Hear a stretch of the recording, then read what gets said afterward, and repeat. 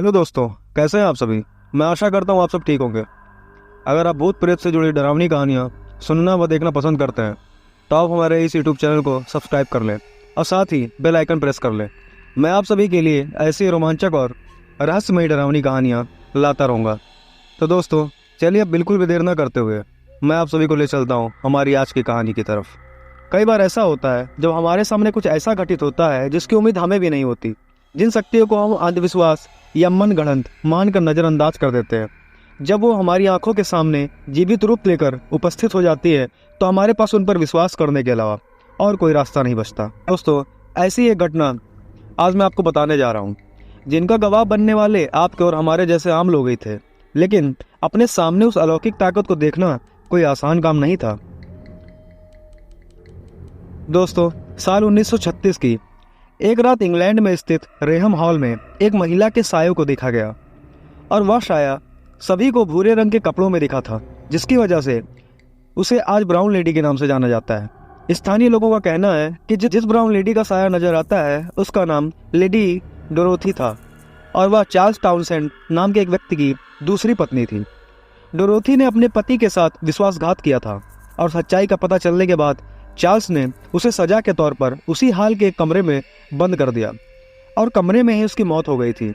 उसकी मौत के कुछ ही सालों बाद चार्ल्स की भी ब्रेन हैमरेज के कारण मौत हो गई। दोस्तों, उल्लेखनीय तथ्य तो यह है कि स्थानीय लोगों ने तो कई बार उस साये को देखने की बात कही थी, पर एक बार की बात है जब एक महिला जिसका नाम रोजी था, जब वह रेहम हॉल में अपने पति के साथ आती है तब रात में उसे किसी के दर्द से सिसकने की आवाज सुनाई देती है। पहले तो उसे ये इसके मन का वहम लगता है, पर फिर कुछ देर बाद उसे दोबारा से वो दर्द से भरी सिसकियां सुनाई देने लगती हैं। अब वो उठकर उस आवाज का पीछा करते करते अपने रूम के बगल वाले कमरे के पास पहुंच जाती है। उसे वो आवाज उसी कमरे के भीतर से आती हुई सुनाई पड़ती है। उस कमरे के बाहर ताला लग रखा था, पर रोजी उस आवाज को सुन सुनकर बहुत ही व्याकुल हो चुकी थी। रोजी उस आवाज के पीछे के दर्द को खुद महसूस कर पा रही थी।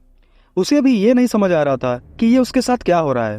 रोजी ने उस रूम का ताला पास रखे मेटल बॉक्स से तोड़ दिया और कमरे के भीतर गई, पर यह क्या, उसके अंदर जाते ही वो आवाज एकदम से शांत हो गई और दरवाजा अपने आप अंदर से चरचराहट की आवाज करता हुआ बंद हो गया।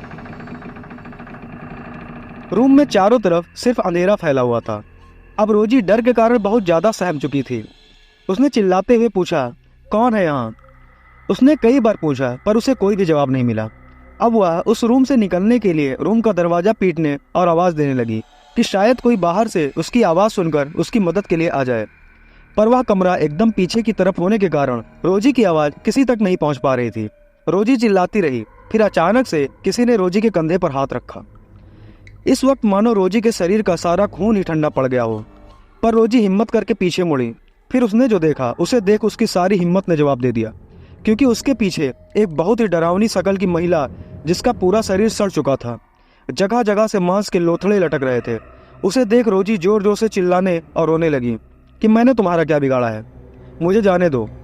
तब लेडी डोरोथी की आत्मा ने रोजी से बोला कि मेरी एक गलती के कारण मुझे मेरे पति ने जिंदा मरने के लिए कमरे में बंद कर दिया और फिर मेरी लाश को ऐसे ही सड़ने के लिए फेंक दिया। मुझे मुक्ति चाहिए, तुम मुझे मुक्ति दिलाओगी तभी मैं तुम्हारा पीछा छोड़ूंगी।